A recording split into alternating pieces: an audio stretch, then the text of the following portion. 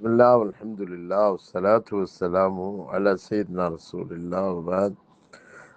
അസ്സലാമു അലൈക്കും വറഹ്മത്തുള്ളാഹി. ബഹുമാനികളെ, ഇന്ന് ബഹ്റൈനിലെ ഗ്രഹണ സമയം രാത്രി 7:28 മുതൽ 10:56 വരെയാണ്. എന്ന് പറഞ്ഞാൽ 8:28, 9:28, 10:28 ഒരു 3.5 മണിക്കൂർ സമയം ഗ്രഹണം ഉണ്ടായിരിക്കുന്നതാണ്. ഗ്രഹണം സംഭവിക്കുമ്പോൾ അന്ന് കാലം മുതൽ തന്നെ, നബി സല്ലല്ലാഹു അലൈഹി വസല്ലം കാലം മുതൽ തന്നെ ഗ്രഹണം ഒരു ദുശ്ശകുനമാണെന്നും അത് പലരുടെയും മരണത്തിന് കാരണമാണെന്നും ഒരു അഭ്യൂഹം ഉണ്ടായിരുന്നു. മാത്രമല്ല, അന്നൊരു ദിവസം നബി സല്ലല്ലാഹു അലൈഹി വസല്ലമയുടെ മകൻ ഇബ്രാഹിം മരണപ്പെട്ടപ്പോൾ ഗ്രഹണം സംഭവിക്കുകയും ചെയ്തു. ഇപ്പൊ നബി സല്ലല്ലാഹു അലൈഹി വസല്ലം ജനങ്ങളുടെ ഇടയിൽ അങ്ങനെ ഒരു അഭ്യൂഹമുണ്ട്.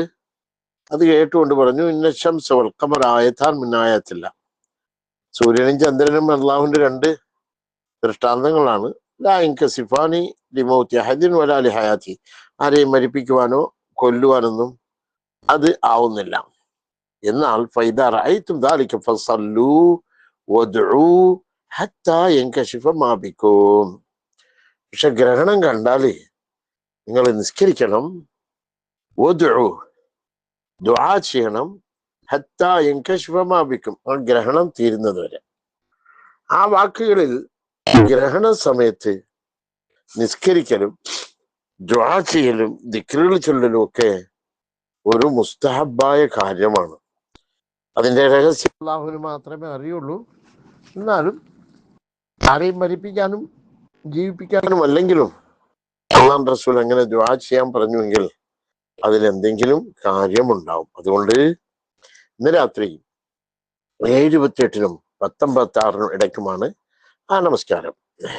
ആ നമസ്കാരത്തിന്റെ ചെറിയ രൂപം ഗ്രഹണ നമസ്കാരം 2 റക്അത്താണ്. അതിനുവേണ്ടി കുളിക്കൽ സുന്നത്തുണ്ട്. ആണുങ്ങൾക്കും പെണ്ണുങ്ങൾക്കും സുന്നത്താണ്. ജമാഅത്തായിട്ടും ഒറ്റയ്ക്കും നമസ്കരിക്കാവുന്നതാണ്. ഒരാള് ഏറ്റവും കുറഞ്ഞത് ഈ ഗ്രഹണ സമയത്ത് ഇശാ നമസ്കാരത്തിന് ശേഷമുള്ള 2 റക്അത്ത് സുന്നത്ത് പോലെ ഗ്രഹണത്തിന്റെ സുന്നത്ത് നമസ്കാരം ഞാൻ നമസ്കരിക്കുന്നു എന്ന്, ഗ്രഹണമെന്ന് തന്നെ ചന്ദ്രഗ്രഹണത്തിന്റെ സുന്നത്ത് നമസ്കാരം ഞാൻ നമസ്കരിക്കുന്നു, അത്ര മതി. നിയ്യത്ത് ചെയ്ത് 2 റക്അത്ത് നമസ്കരിച്ചാൽ ഏറ്റവും കുറഞ്ഞത് ലഭിക്കുന്നതാണ് 2 റക്അത്ത്. സാധാരണ ളുഹറിന് ശേഷമുള്ള 2 റക്അത്ത് സുന്നത്ത് പോലെ ചന്ദ്രഗ്രഹണത്തിന്റെ സുന്നത്ത് നമസ്കാരം ഞാൻ നമസ്കരിക്കുന്നു എന്ന് നിയ്യത്ത് ചെയ്ത് വജ്ജത്തും ഫാത്തിഹയും സൂറത്തും ഒക്കെ ഓതി സാധാരണ 2 വെച്ചാൽ അത് ഏറ്റവും കുറഞ്ഞതാണ്. ഈ നമസ്കാരം 3 രീതിയിലാണ് നമസ്കരിക്കാവുന്നത്. ഇത് ഏറ്റവും കുറഞ്ഞ നമസ്കാരം. എന്നാൽ ഗ്രഹണ നമസ്കാരത്തിന്റെ ഏറ്റവും കുറഞ്ഞ രീതി, ഗ്രഹണ നമസ്കാരം നേരത്തെ പറഞ്ഞ പോലെ ഇതിന് വാങ്കും ഇഖാമത്ത് ഒന്നുമില്ല. ഞാൻ ചന്ദ്രഗ്രഹണത്തിന്റെ നമസ്കാരം നമസ്കരിക്കുന്നു എന്ന് നിയ്യത്ത് ചെയ്ത് തക്ബീർ കെട്ടി പിന്നെ അതിനുശേഷം വജ്ജത്ത് ഓതുക, അതിനുശേഷം ഫാത്തിഹ ഓതുക, ഫാത്തിഹയ്ക്ക് ശേഷം സൂറത്തുകൾ ഓതുക, സൂറത്തിന് ശേഷം റുക്കൂയിലേക്ക് പോവുക. റുക്കൂ കഴിഞ്ഞ് സമിഅല്ലാഹു ലിമൻ ഹമിദ കഴിഞ്ഞതിന് ശേഷം റബ്ബനാ ലക്കൽ ഹംദു മില്ലസ് സമാവാതി മിൽ അർളി വമാ ശിഅത മിൻ ഷൈഇൻ ബഅദു അതൊക്കെ ഓതിയതിനു ശേഷം വീണ്ടും ഫാത്തിഹ ഓതുക. ഫാത്തിഹ ഓതി സൂറത്ത് ഓതി വീണ്ടും റുക്കൂയിലേക്ക് പോവുക. അങ്ങനെ ഈ നമസ്കാരത്തിന്റെ പ്രത്യേകതകളിൽ ഒന്ന് 2 റുക്കൂവാണ്. ഈ 2 റുക്കൂ, രണ്ടാമത്തെ റുക്കൂ കഴിഞ്ഞതിന് ശേഷം സമിഅല്ലാഹു ലിമൻ ഹമിദ പറഞ്ഞിട്ട് നേരെ സുജൂദിലേക്ക് പോവുക. സുജൂദ് ചെയ്ത് സാധാരണ പോലെ തന്നെ 2 റക്അത്ത് നിസ്കരിച്ചിട്ട് വീണ്ടും ഖിയാമിലേക്ക് വരിക. ഇപ്പൊ ഒരു റക്കാത്തായി. രണ്ടാമത്തെ റക്കാത്തും അതുപോലെ തന്നെ ഫാത്തിഹ ഓതി സൂറത്ത് ഓതി എന്നിട്ട് റുക്കൂ ചെയ്യുക. റുക്കൂയില് ദിക്ർ കഴിഞ്ഞ് സമീഅല്ലാഹു ലിമൻ ഹമിദ കഴിഞ്ഞ ശേഷം വീണ്ടും സമീഅല്ലാഹു ലിമൻ വീണ്ടും ഫാത്തിഹ ഓതി സൂറത്ത് ഓതി വീണ്ടും ഒരു റുക്കൂ ചെയ്യുക. അപ്പോൾ രണ്ടാമത്തെ റക്കാത്തിലും 2 റുക്കൂ ആയി.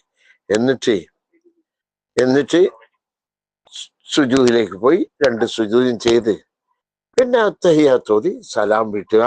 ഇത് ഒരു ഏറ്റവും കുറഞ്ഞ, ഇതാണ് ഗ്രഹണ നമസ്കാരത്തിന്റെ ഏറ്റവും കുറഞ്ഞ രീതി. ഇന്നത്തെ നമസ്കാരത്തിന്റെ പേര് ഖുസൂഫ് എന്നാണ്, ചന്ദ്രന്റെ ഗ്രഹണം. അതിന്റെ ഏറ്റവും പരിപൂർണമായ രീതി 2 റക്അത്താണ് ഖുസൂഫ് നമസ്കാരം.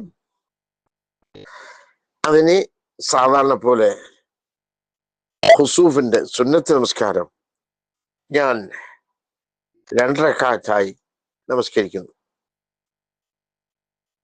നിയ്യത്ത് ചെയ്തതിന് ശേഷം വജ്ജഹത്ത് ഓതിയതിന് ശേഷം ഔദ് ഓതി ശേഷം ഫാത്തിഹ ഓതിയതിന് ശേഷം അലിഫ് ലാം മീം സൂറത്ത് മുഴുവനും അങ്ങ് ഓതി തീർക്കുക. അത് സാധിക്കാത്തവര് അതുപോലുള്ള വലിയൊരു സൂറത്തിനെ ഓതുക. എന്നിട്ട് റുക്കൂയിലേക്ക് പോവുക. റുക്കൂയിൽ എന്ത് ചെയ്യണമെന്ന് പറഞ്ഞാൽ, നമ്മൾ സാധാരണ ചെല്ലുന്ന ആ റുക്കൂയിലെ ദിക്ർ സുബ്ഹാന റബ്ബിയൽ അദീം എംതി ഒരു 100 എണ്ണം ചൊല്ലിയിട്ട് സമീഅ അല്ലാഹു ലിമൻ ഹമിദ പറയുക. സമീഅ അല്ലാഹു ലിമൻ ഹമിദ കഴിഞ്ഞിട്ട് ഇത് വീണ്ടും ഫാത്തിഹ ഓതിയിട്ട് അവിടെ സൂറത്ത് ഒരു 200 ആയത്തുള്ള ഒരു സൂറത്ത് 1, 2, 3 സൂറത്ത് ചേർത്ത് ഓതിയിട്ട് റുക്കൂയിലേക്ക് പോവുക. റുക്കൂയിലേക്ക് പോയാല് അവിടെ ഒരു 80 സുബ്ഹാന റബ്ബിയൽ അദീം വബിഹംദി വരെ ചെന്ന് റുക്കൂയിൽ നിൽക്കുക. എന്നിട്ട് സമീഅ അല്ലാഹു ലിമൻ ഹമിദ പറഞ്ഞ് സുജൂദിലേക്ക് പോവുക. ഇപ്പൊ ഒരു റക്അത്തായി. നീ എണീറ്റ് രണ്ടാമത്തെ റക്അത്തില് ഫാത്തിഹ ഓതിയതിന് ശേഷം ഫാത്തിഹയ്ക്ക് ശേഷം ഒരു 150 ആയത്തുള്ള സൂറത്തുകൾ ഓതുക. അത് ഓതിയിട്ട് റുക്കൂയിലേക്ക് പോവുക. റുക്കൂയിലേക്ക് പോയാല് റുക്കൂയില് ഒരു 70 സുബ്ഹാന റബ്ബിയൽ അദീം വബിഹംദിഹി പറയാം. എന്നിട്ട് എണീക്കാം. എണീറ്റ് സമീഅ അല്ലാഹു ലിമൻ ഹമിദ പറഞ്ഞ് എണീറ്റ് ഫാത്തിഹ ഓതിയതിന് ശേഷം എന്ത് ചെയ്യാ, ഒരു 100 ആയത്തിന്റെ അത്ര ഖുർആൻ ഓതുക. ഖുർആൻ ഓതിയിട്ട് എന്ത് ചെയ്യാ, റുക്കൂയിലേക്ക് പോവുക. റുക്കൂയിലേക്ക് പോകുമ്പോ റുക്കയില് ഒരു 50 സുബ്ഹാന റബ്ബിയൽ അദീമി വബിഹംദിഹി പറയുക. എന്നിട്ട് സമീഅ അല്ലാഹു ലിമൻ ഹമിദ പറയുക. അതിനുശേഷം സുജൂദിൽ പോയി 2 സുജൂദ് ചെയ്ത് സലാം വീട്ടാവുന്നതാണ്. സുജൂദിനെയും നീട്ടാൻ ആഗ്രഹിക്കുന്നുവെങ്കിൽ റുക്കൂയിലെടുത്ത സമയത്തിൽ നിന്ന് സ്വല്പം കുറച്ച് ഓരോ റക്അത്തിലും ആ സുജൂദിനെ നീട്ടാവുന്നതാണ്. ഞാനിതില് റുക്കൂയില് 2 റക്അത്തിൽ 4 റുക്കു ആണല്ലോ. അപ്പൊ ആദ്യത്തെ റുക്കൂയില് ഞാൻ പറഞ്ഞു 100 തസ്ബീഹ് എന്ന് പറഞ്ഞത് യഥാർത്ഥത്തിൽ 100 ആയത്ത് ഓതുന്ന അത്ര സമയം തസ്ബീഹ് ചെല്ലണമെന്നാണ്. അത് അള്ളാഹ്ക്ക് അറിയാം, ഓരോരുത്തരും സൗകര്യം പോലെ. ഒരു പക്ഷെ 150 തസ്ബീഹ് വേണ്ടി വന്നാൽ വരും. അതുപോലെ തന്നെ ആ റക്അത്തിൽ രണ്ടാമത്തെ റുക്കൂയില് 80 ആയത്തിന്റെ സമയം തസ്ബീഹ് ചെല്ലണമെന്നാണ്. ഞാൻ അങ്ങനെ തസ്ബീഹ് 80 പറഞ്ഞു. ചിലർ 90 ചെല്ലാം, 100 ചെല്ലാം, പ്രശ്നമല്ല. ആ സമയമാണ് മുഖ്യം. അതുപോലെ തന്നെ മൂന്നാമത്തെ റുക്കൂയില് 70 തസ്ബീഹ് എന്ന് പറഞ്ഞത് 70 ആയത്തിന്റെ സമയം നിൽക്കണം എന്നുള്ളതാണ് ഹദീസ്.